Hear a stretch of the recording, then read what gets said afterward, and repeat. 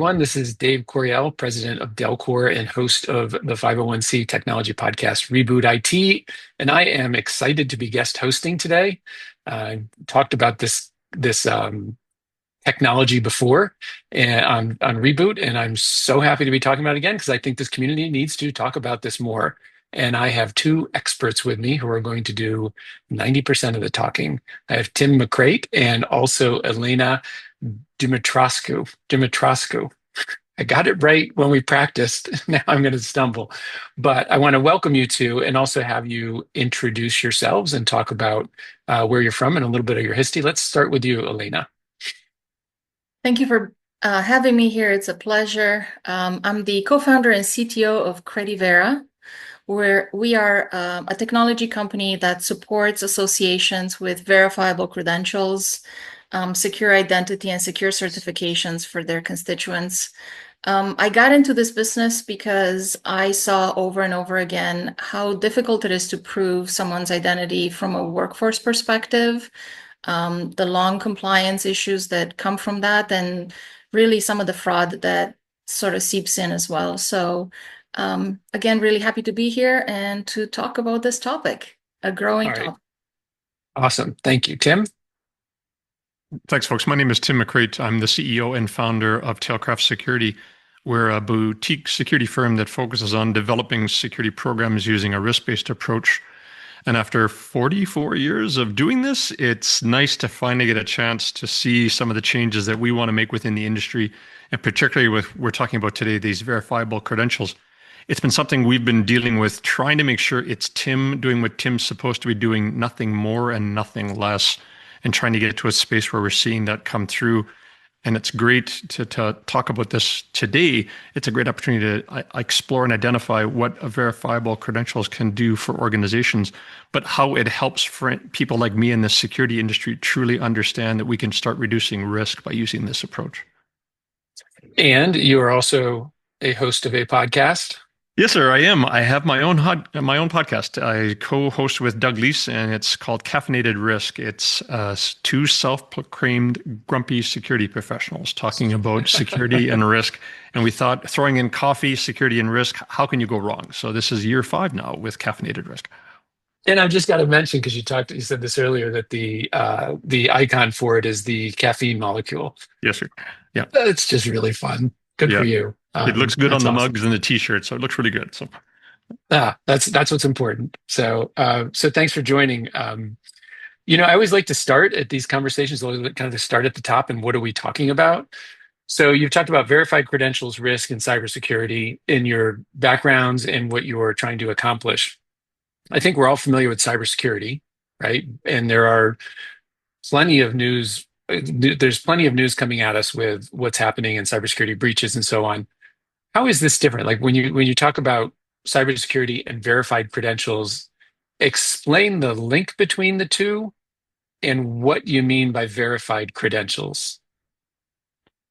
Well, that's a good one. Well, I'll start first, and then I'll pass it on to Elena. So, from my perspective, one of the things that we've struggled with for years is making sure that as I access a resource, as I log onto a system, or as I gain access to different data or information across an organization, I need to make sure that Tim is actually Tim.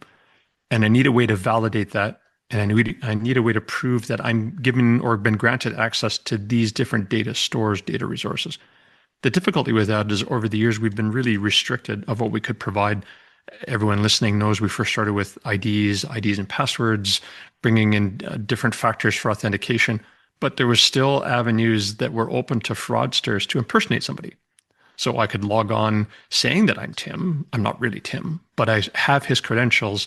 I've got his password. So now I can gain access to the information that Tim has access to. So that became problematic, and it still is. What we're finding now is there's a desire to gain greater understanding of who Tim is, where I really can go. Can you prove his background? Can you show me the resources he should have access to? And now can you provide me that level of access and make it so that it's difficult or damn near impossible to steal those credentials or to copy those credentials by using different forms of encryption? That, to me, is when we're starting to talk about some real changes to how we gain access to sensitive information or to data that I need to see to do my job every day in an organization. And Do you have, I'll add to that. There's also the need for Tim to have portability. If this is his data, let him carry it with him, right? Obviously, if it's an email address from Tim's employer, if Tim no longer works there, that email address is no longer in his possession. But if it's a different type of identifier about Tim, like his digital identity, his driver's license, or his university degree, or his certificate from an association, his professional designation as a security expert, those are all bits of information that belong to Tim that he should be able to take from organization to organization and prove those statements about him as he gets onboarded, as he logs on every day to various systems that he should be allowed to log on to because he has those credentials. So it's more than just a username and a password. It's all of these details about Tim that now finally can be given to Tim in a secure, encrypted, and portable way. That he can take from engagement to engagement. so I feel like this is more important, if you will, than username and password credentials, right? Because that's what most of us think when what are your credentials, username and password? Because we're talking about verifying somebody's credentials from a professional. You mentioned just now maybe their association certification, right? Which could impact their credibility or right? Because that's more like, so some of this is privacy, some of this is credibility, and then some of this could be also things like the ability to prescribe drugs, right? Controlled substances as what is it, the DEA, the drug enforcement administrative number that a doctor has, right? If I have that number, I can impersonate someone and prescribe drugs. So I just want to get your that I'm understanding you clearly that we're talking about more than just the privacy aspect. We're talking about impersonation for nefarious or illegal activities potentially as well. Yep, absolutely. I think all of that, a really good example, and this is one that Elena was talking about before, and it really resonates, is this idea if I have specific training in, let's say, one environment, and I go back to my time I spent with oil and gas or on critical infrastructure, if I'm going to be working in a facility where I have to take H2S training, so I'm required to have safety training before I enter the facility or before I can actually go do work within a plant. And I want to be able to move from one employer to another, but my credentials for safety stay the same. This is an amazing opportunity to take what I have learned, what I've maintained, and the background that I have, the training that I have, that I can verify that I have the training, and that I actually am qualified to work now in an environment where I have to have H2S training for safety. This is a terrific approach to do that because now that's transferable with me because I own that credential or I own that training, and it's part of my profile now when I create that verifiable credential for Tim. And now let's think about the cybersecurity team in that company. They have to, Tim is a new employee, they have to provision him with access to all sorts of things. They get that information today from HR through something like ServiceNow ticket that says onboard Tim. But does that cybersecurity professional know that the right due diligence was done on Tim? They kind of take it at face value. What if something changes from the moment when HR or someone else checked Tim's credentials, and one of them expired or got revoked, right? That cyber team in today's world, before verifiable credentials, in the paper world or the unverifiable digital PDF world, will take it at face value and will go ahead and provision Tim with the respective access. And only through some kind of audit that companies typically have every 6 months or every year, those things get caught. And by then it could be too late, right? So yes, there's the fraudster, bad actor story, but there's also the nobody intends to be a bad actor, but it just happens because all this data is connected and we're pushing paper between departments and you never know who should or shouldn't be able to access a system or a secure room. So is that how associations are currently using verifiable credentials to protect themselves, reduce risk in either, I'm just trying to tie it to either member services or consumer services. I'm a consumer and I'm looking for a verified speech pathologist, right? Is that how are associations using this now to reduce their cybersecurity risk or their brand risk They're using it both at the onboarding phase to make sure that Tim is Tim. There's so many people that have the same name that may have gone to to a school and gotten that doctor's degree. And if that association is in the medical field and they require a degree as proof before giving them an extra license for a specialty, they need to know that the degree that's being presented belongs to this Tim, not another one, that this is the right constituent, that all of that is verified at source in real time on an ongoing fashion.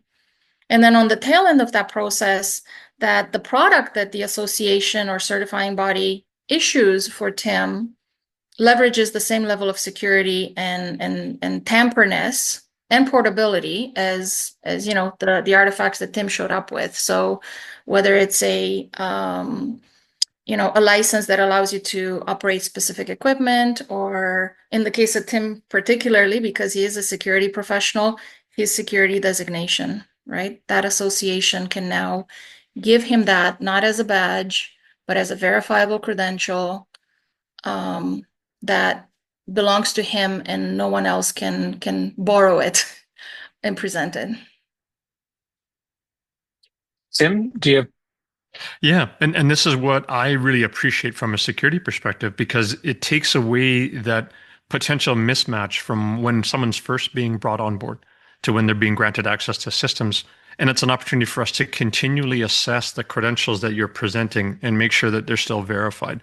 And Elena's right. Throughout my career, I've seen where as we hire somebody and go through the hiring process, it appears as if it's a one-time review.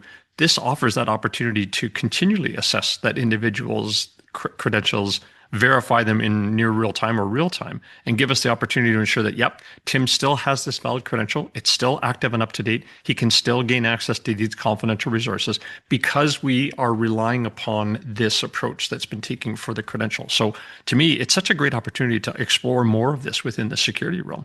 It gives us a chance to look at different avenues for us to validate where Tim can go. I can also validate based on the credentials and the history that Tim has provided in those credentials, the additional opportunities we can give him or different pieces of work that he can work on based on his past experience, his past credentials, and that we can continue to verify it throughout. So I see some amazing opportunities to leverage this in the future. I'm even thinking, myself for things like national security clearances as you progress through your career, or as you start gaining access to greater levels of security or secured resources and access to these documents, I can validate it still, Tim. I can validate Tim's historical context, and I can take a look at his credentials to continually grant and validate his access to that information. So I'm listening and I'm trying to parse the difference between offering this, because you were using the onboarding the staff person example, right? And you're also using examples for professions and members so that their credentials can travel with them. And you're talking about it being persistent, meaning the credential is verified until it's not. So it's portable and it's up to date. You're using examples. Hey, it drives me nuts when somebody gets on the phone, like I'm calling someone and they say, I'm calling for when my dad passed away, I'm calling to try to do something. And they're like, well, and I say, I'm Dave Coriale. And they're like, well, we can only talk to Anthony. How would you have known? Right? It's insane. I can call right back and talk to somebody else different. So clearly our level of verification going on right now is super minimal, and you're bringing a whole new level to it. So let me get back to where I was second with the staff versus members or both. And I had a podcast with Juan and Hannah from Intelios where they talked about with their a real life example. That's on Reboot IT. You can go listen to that one. What other examples are out there? So there's two parts. Part one, staff versus members or both. And then It's let's both. talk about some examples. It's both. Okay. It's both. Why wouldn't you want this level of awareness for both, right? The staff could mean staff in an association, or staff could mean employees in an organization that have credentials from an association. In either case, as an organization, you definitely want your staff to be who they say they are. We've seen so much remote workforce lately. We haven't even touched on that yet, but it's so hard if you'll never meet that person in real life to know, are they the ones actually doing the job? They could be, who knows, right? So again, going back to the cyber thing, it's important that every staff member has been vetted and continues to be vetted and has access to these verifiable credentials about their profession and ability to do the job. And then part two, absolutely, as an association, there is now a movement towards issuing the licenses and the memberships as verifiable credentials to protect the brand, to make sure that the professionals, right? If you think about it, the industry trusts the association to certify these people. Then yeah, it's your duty to make sure that you certify the right person, and that certificate cannot be forged. So it's both. And And what some about examples. Yeah. what about the example piece? In the US, we can definitely talk about Intellios that you mentioned. They use verifiable credentials for all of their constituents. These individuals work in the healthcare space, and they are medical practitioners and doctors which operate ultrasound type equipment in hospitals. You can imagine how important it is that, someone with that type of job is who they say they are and holds that designation with an active status on it, a verified status on it. Sure. So that's one example. We also have safety associations that have deployed this for, again, safety professionals. If you're a safety manager, you have a specific designation you must hold. Those are now have rolled out. We have a company in Canada, an association in Canada called BCRSP. It's the Board of Safety Professionals. They use verifiable credentials. Another example I'll give you back to the healthcare space in Canada, an organization called CANSWA. It's the Canadian organization for personal support workers. I personally love this use case because if you think about it, personal support workers are always dealing with the most vulnerable people, right? Our grandparents that need help in the home sometimes, right? Not even in a hospital where there can be other professionals. So having personal support workers that go through a background check and an insurance check and then hold a verifiable credential stating that they are who they say they are and they're allowed to do that job, super important. So those are some examples. On the employer side, countless examples from energy to now healthcare. So think of a hospital that now onboards this way. Every professional comes with their designations. That what goes to the cyber team to onboard them. So yeah, those would be some examples of employers. Do you you made me think about this that because you mentioned hiring process, and recently we've seen articles about the number of North Koreans who have been hired by companies not knowing, right, not verifying, not knowing where they actually lived. Um, Take that a step further with I just watched a reel on Insta the other day where everything was AI. Not a single person talking to me was real. Okay, because they say it at the end. They're like, hey, here's what I did today, blah, blah, blah. And by the way, I'm AI, right? Is this a safeguard against accidentally hiring an AI agent that can go through an entire interview process and not have even been real, or a bad actor from another location that is this at that level? I hope so. Yeah, that's what we're hoping Just for. I mean, you're right. There's just some frightening aspects of how sure. intelligent AI has become and how believable it is. But what this process forces people to do is to demonstrate and have those credentials validated by other parties than themselves, simply submitting a letter going, hey, I'm Tim and I do this. So Gotcha. it provides a bit of safeguard for that. This is where that whole idea of impersonating someone to get their credentials and then call a help desk, as an example, to get a password reset, so you can go ahead and move forward with that. Or I need access to a system and I'm going to go for the prompts and I'm going to wait for the call back. I'll try to provide my password. If I have problems, can you help me get through it? This eliminates that type of risk, and that has been historically one of the biggest things we faced in security was we can't lock everything down. We can't. If we could, like, I have no appetite for risk. So At best days, you're going to get a notebook with a crayon and I want it back at the end of the day because I really don't trust people. And you're never going to get access to the internet. But I don't run a company. I run my own company. I just don't run anybody else's. So we have to find ways as security professionals to provide the access you need every day to be successful. This offers that opportunity to do that by relying on the credential and the validation process. And then it's verified every time it's being accessed or every time we need to verify it. That credential then is accessed. Make sure it hasn't been tampered with, it hasn't been altered, it's still valid. Now I can grant you access to the systems that you're looking for. So yeah, this should help remove some of the risks that you talked about. I'm fingers crossed, right, that all of this will be resolved with these types of technologies because it relies on the cryptographic skills for the program that's in place, and it relies on the validation of the information I provide by the user to the credential store and then to the validation process to make sure that I'm still Tim, and here's how I prove it.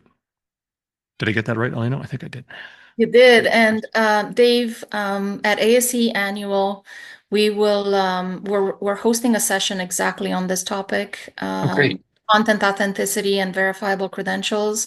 It's taking place on August 11th, around 3 o'clock. So if anyone listening will be at Annual, they can come see us speak more about that. We've also released a white paper through ASE on this exact topic. And so please look for those assets. It gets into a lot more detail. And Tim is right. This is what we consider the current fighting chance against bad AI, because there's great AI out there, but there's also bad generative AI that is impersonating people, and that is also making fake certificates and diplomas that are indistinguishable to the human eye. So, Yeah. so what verifiable credentials do is basically putting a padlock on this data, similarly to how you see a padlock on a website and you know you can trust it because it's secure. It's that same idea, but at the ID level, whether it's a degree, a license, your actual ID, like your driver's license, and so on. Yeah. I may get my doctor's eventually, right? Is what you're saying. I could probably do that now. Is that the... Yeah. I'm kidding. I'm kidding, folks. I'm kidding. Right. So, Yeah. Let's take a quick break from the conversation to hear a word from our episode sponsor, Credivera. Verifiable credentials are an emerging web standard helping to establish authenticity in online interactions, something increasingly important in today's digital world. Credivera works with professional associations to support this shift. Through Credivera, ASAE members have the ability to issue globally acceptable verifiable credentials, such as certifications to operate an ultrasound machine, that members can use to verify employment qualifications, confirm ownership of a professional license or membership, and interact more securely and authentically with their association, employers, and others in their industry. As digital verification becomes more essential, tools like these are playing a growing role in professional ecosystems. In today's digital landscape, ensuring trust and authenticity in professional interactions is more important than ever. So you just laid out a huge value proposition of this, which is, if it's our best bet, right, against that type of impersonation and credential theft, that's a big value. Because people I'm sure are wondering at this point, what's the cost of implementing something like this for an organization? Cost is actually not an issue, and I know sometimes with new technology that is a big risky thing, but what the internet gods have done, specifically the World Wide Web Consortium, this is the governing body that governs a lot of things about the internet. They're the ones that brought another standard about a couple of decades ago called CSS that allows every web page to look the same regardless of browser, right? The next standard that they've rolled out was one for verifiable credentials.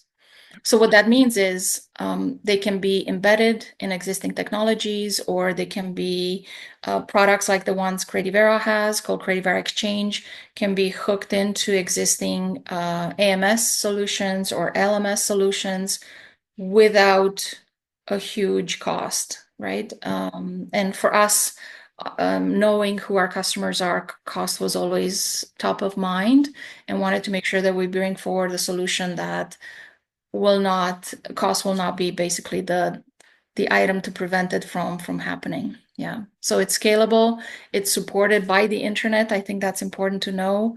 As more adoption grows, your customer organizations that leverage verifiable credentials will not be locked in a format that's not, interoperable. Right. Those are really important things to know, that even if you're making a decision now, that decision will be good for you even 5-10 years down the road. Understood. Yeah. And cost and affordable are relative, right? In terms of have the risk on the other hand, which is something you're obviously dealing with, caffeinated risk, right, Tim? That's kind of one of your wheelhouses of risk, is so great that not looking at these technologies seems to be foolish, at least to know what type of investment it is and what type of change management you have to put in place and so on. What is the barrier for organizations to adopt this then if it's not cost? And maybe there is no barrier. I don't mean to make that assumption, but Yeah. generally speaking, our community isn't first on the bus with new technologies. So as 501(c)s, we are a little more cautious, and there are reasons for that. But what have some of the objections been besides cost then? Or how do you get it? Let's look at the positive way. How do you get this approved in your organization?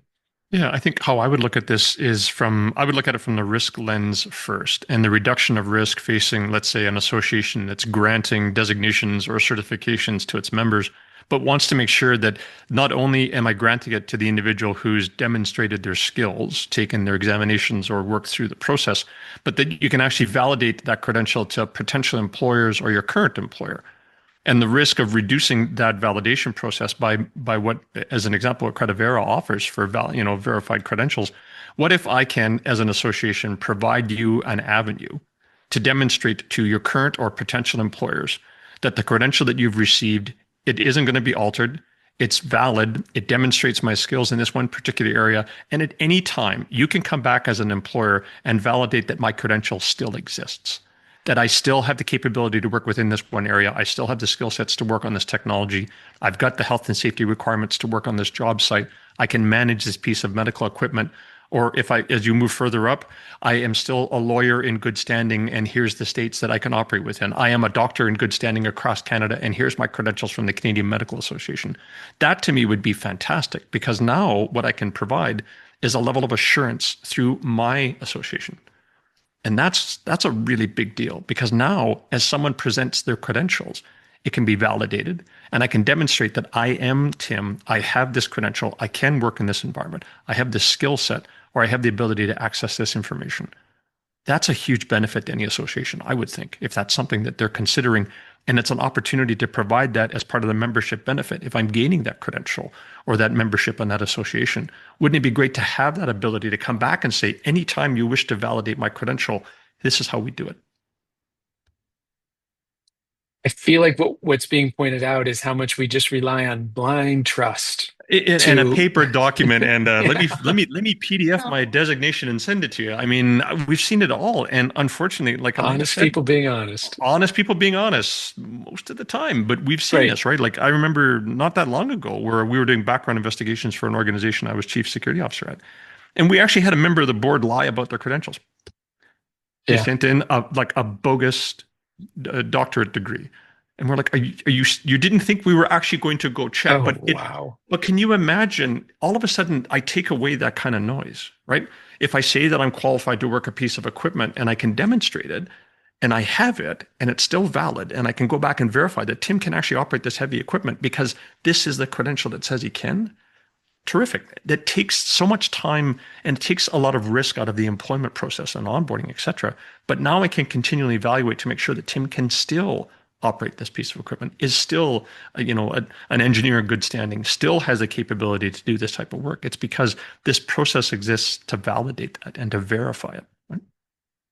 And people are proud to have these designations. When I Absolutely. talk to an association, we also talk about member retention and how important that is. Yep. And any professional that's that holds designations is incredibly proud of those. And so why not give those members something that proves beyond shadow of a doubt that they have actually done the hard work and the exams and hold that designation? Members love this. And it's in their possession. I guess we haven't talked about some of the details around portability, but it's in their possession, and they can choose to decide who sees it, when it gets presented. They as the individual can revoke access from a third party. So let's say you're going to apply for a job and you just shared your license, but you don't get that job. You can now revoke access. Versus in today's world, you've given a copy of your stuff. You don't know what that recruiter or potential employer has done with that data afterwards, right? With this, you are in full control of this data. It's in your possession at all times.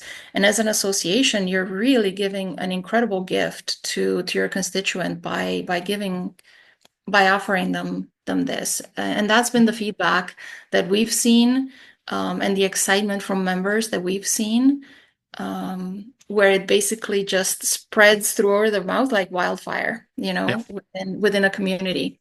Yeah. Like I have 3 security credentials, and I'm proud of all of them because, honest to God, it took a lot of work and effort to get them. So I'm quite proud to have them. But to be able to demonstrate that I'm still a valid holder of the credential, I've demonstrated my subject matter expertise, I've continued to gather my continuing professional education credits, I can demonstrate that I'm still a member in good standing of all 3. That's important, right, for security professionals, at least in my world.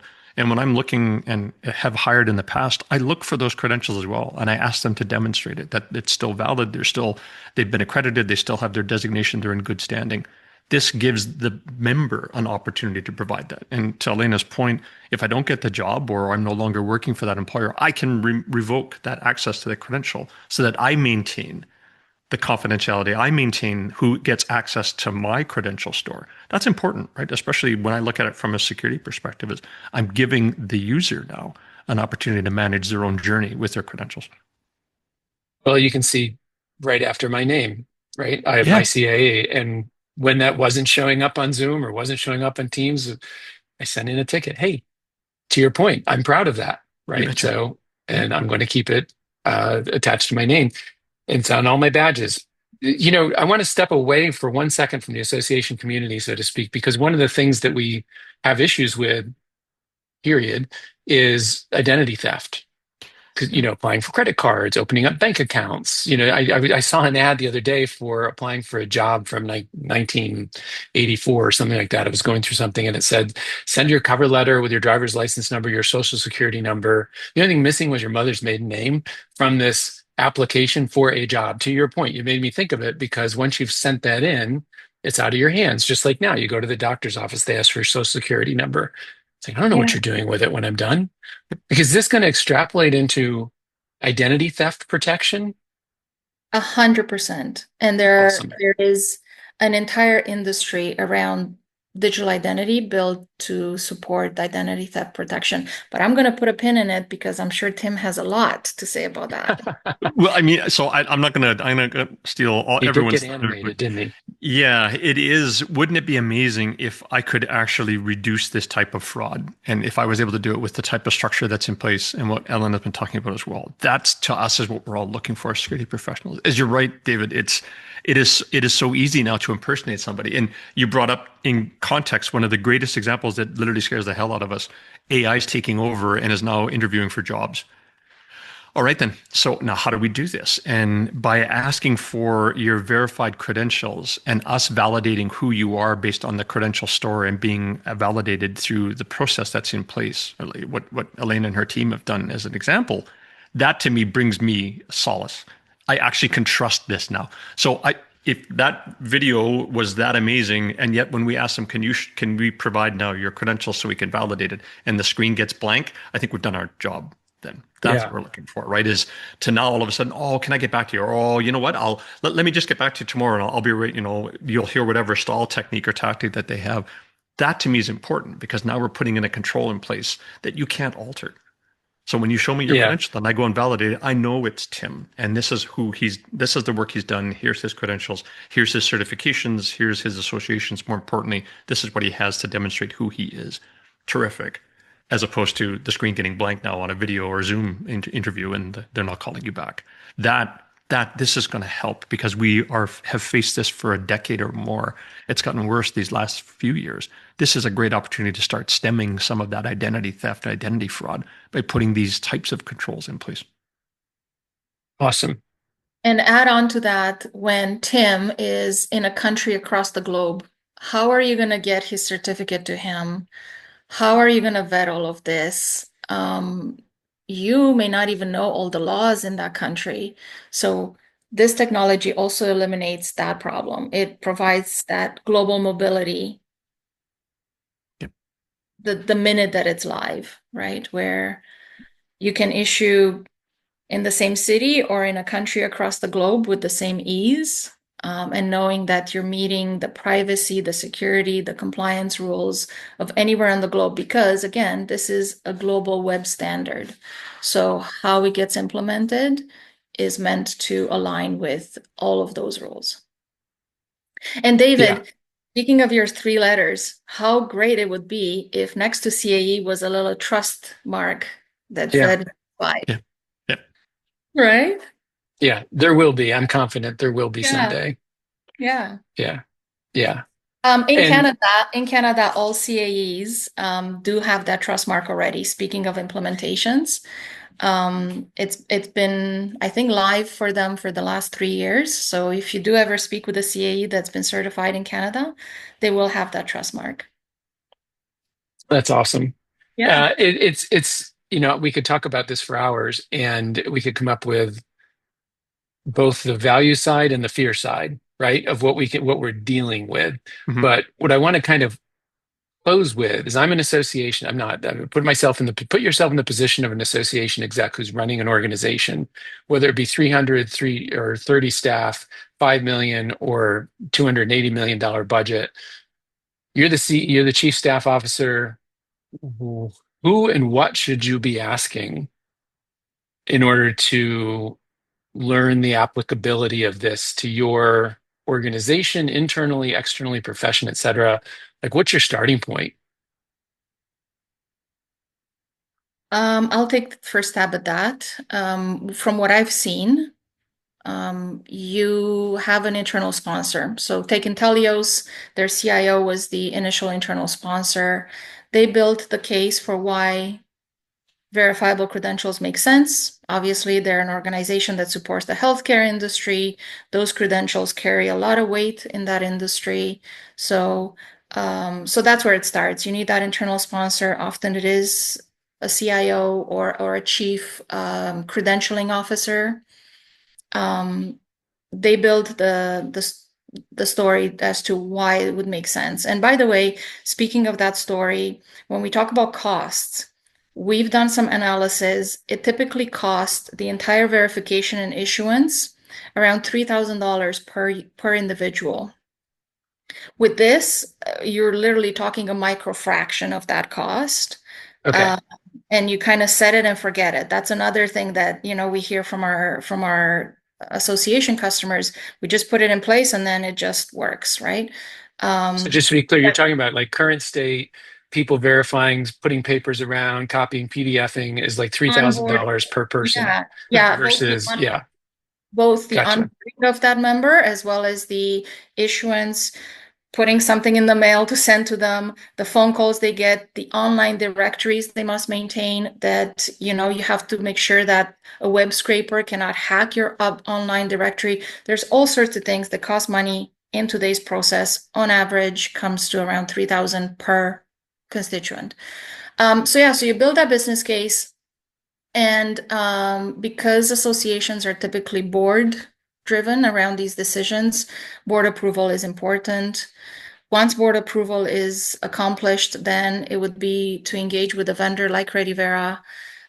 We actually have a buyer's guide that I can make available to Colby to post with this podcast if folks are interested.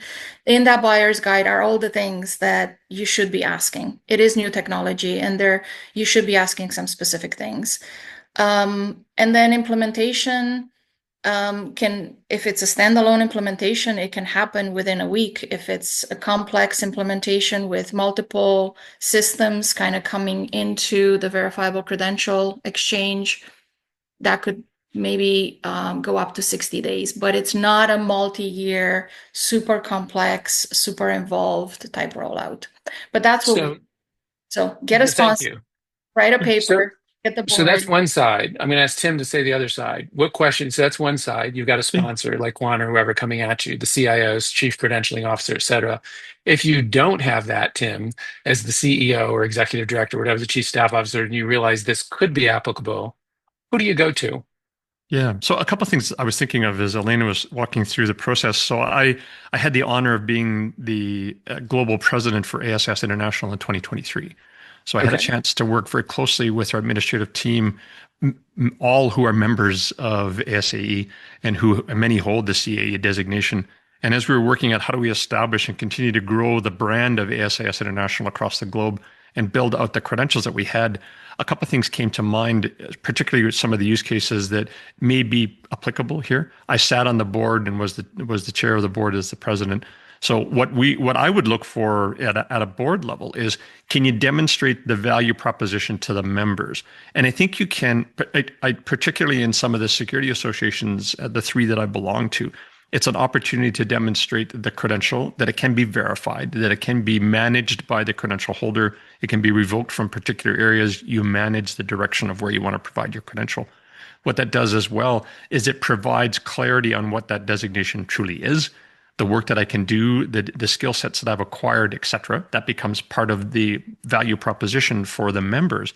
And then finally, the member messaging is something you could use that includes it's a verified credential. It is, it's under a very strong security regime to ensure that it isn't altered. You can demonstrate it to employers to present your credential as opposed to, hey, can you send me a photocopy of your CPP or your CISA or et cetera? No, this way I can provide it to you as an employer. You can demonstrate that you've gone through the process of vetting me. I have my credentials. It applies in the onboarding for new employees. It applies for the hiring process, but also for the maintenance of an individual's career inside an organization. It can demonstrate how, as a member, as I attain my credential in the company I work within, does that help me in my career path and to move into different positions? Absolutely. So there are benefits from a member's perspective. If I have a credential that's offered by an association, I can use this now as an opportunity to demonstrate my skills, my credential. It's verified. You can look at it here. And now that takes away some of the guesswork if I'm applying for a new role, a new position, or wanting to advance my career in my current organization. This helps me in that journey as a member of, as an example, ASIS or ISC squared or ISAC. Awesome. We sometimes we talk about technology, and I don't mean this the way it sounds because I don't even want to use the word trivial when I talk about technologies, right? Because everything has value to somebody, and that's what you're kind of ending us here with, Tim, is there's a value proposition for the chief staff officer to look at with the leadership team and then find the partner like Credivera who can then walk you through process and cost and value and risk reduction and so on. But some technologies aren't as impactful as others, is the way I'm thinking about it. And just what you've laid out is so impactful from a societal perspective, not just an individual perspective, that I hope people come to the session at annual, that look at the white paper, your members, the organization you were in the board with ASIS, really get this out there into the conversation. It's not just about credentialing, it's about risk. So this is awesome. Thank you for sharing all of this. Thanks so much. I appreciate it. Yeah. I think you've left us with a lot to think about, but also, and I'm not afraid, I don't want to use that word, but I'm concerned. So let's keep this conversation going. Well, David, if we roll back the clock to 20 years ago, nobody ever imagined how much we'd rely on digital interactions. Yeah. Right? Nobody really understood the value of email before email was in our lives. Nobody understood or thought about the value of exchanging data electronically and APIs before that became a thing and made things so much easier. But with all of that, we find ourselves in 2025 with being unsure if what we're looking at is real or not. Yeah. Because the internet has made it so easy to exchange this data.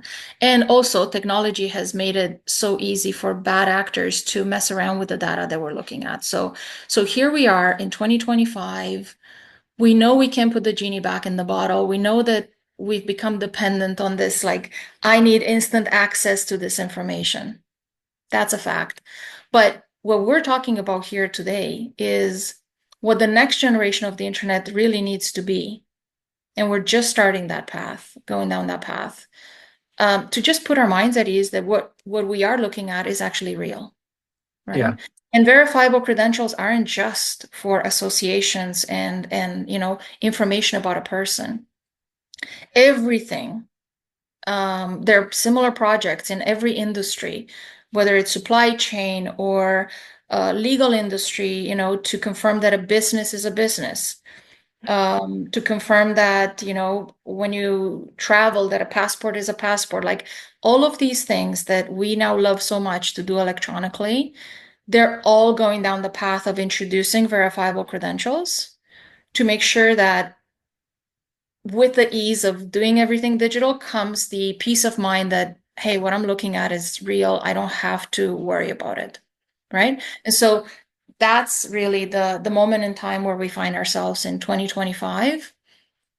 And we should see a lot more of this, to the point where it will be trivial. We won't talk about it anymore. It'll be like, duh, of course. Of course I can trust it. It's Well, very that would be awesome. And I think we should do two things. One, we should just to end on here, we should meet at annual in 3D to make sure we both are real. And Tim, if you're going to be there, we'll see you too. So the three of us can get a 3D non-cardboard cutout picture together. And then two, I hope we revisit this, either Reboot it here or somewhere in 2026, and see what a year has brought us. So thank you again for sharing. We could talk about this probably for 2 days straight, but we'll meet at annual and again next year, and we'll see where we are. Thanks again. Thank you. Thank you.